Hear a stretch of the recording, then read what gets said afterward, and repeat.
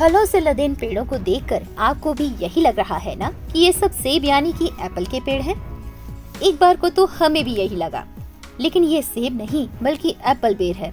जी हाँ, झड़बेरी पर लगने वाले इन बेरों की बम्पर पैदावार ने युवा किसान को लखपति बना दिया।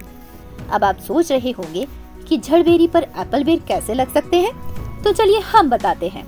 दरअसल खेत की मेड़ों पर उगने वाली झड़बेरी के पौधों में ग्राफ्टिंग कर किसान ने झड़बेरी के पेड़ को एप्पल बेर में बदल दिया, जिससे हर साल बम्पर पैदावार तो हुई ही, साथ ही किसान को लाखों का मुनाफा भी हो रहा है। इस नवाचार की चर्चा भी खूब है। मैंने ये देखा कि इसमें झड़बेरी की पौधों में और बेरी की पौधों में पाले का कोई प्रभाव नहीं होता है, तो तब फिर मैंने सोचा कि अगर यहाँ पर हम एप्पल बेरी का प्रयोग करें तो हम कुछ सक्सेस हो सकते हैं। तीसरे साल मैंने केवल एक पौधे पर काम किया कि इसको कैसे न कैसे करके खड़ा करना है, क्योंकि इसमें जब हम बाहर से लाते हैं तो हमारा क्वालिटी का भी प्रभाव रहता है कि हम किस क्वालिटी का हमारे पास फल आया है। तब हमारे पास केवल एक पौधा तैयार हुआ, उसकी वैरायटी अच्छी आई, उसको हमने मदर प्लांट बना लिया।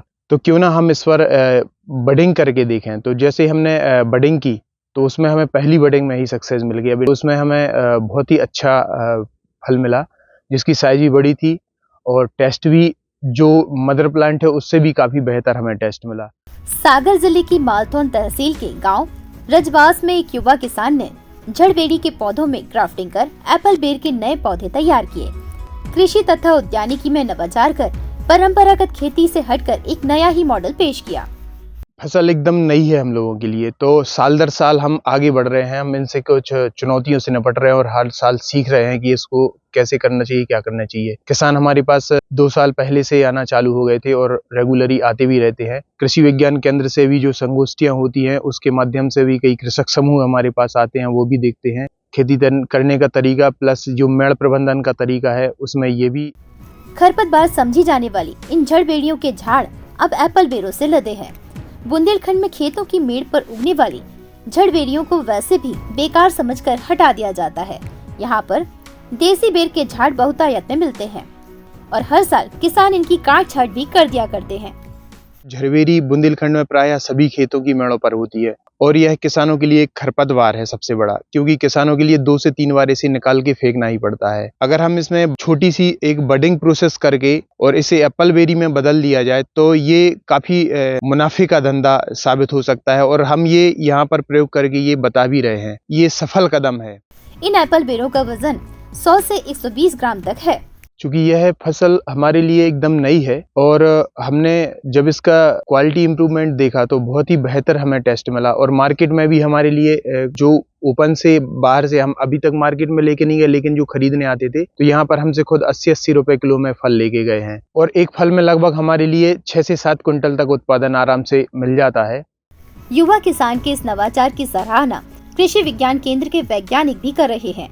युवा किसान के इस नवाचार से दूसरे किसान भी खासे प्रभावित हैं और वे अपने खेत में भी ऐसा नवाचार करना चाहते हैं। व्यावसायिक प्रशिक्षण भी देते रहते हैं। तो जो झड़बेरी है खास करके सागर जिले में बहुत ज्यादा जो है झड़बेरी और देसी बेर पाई जाती है।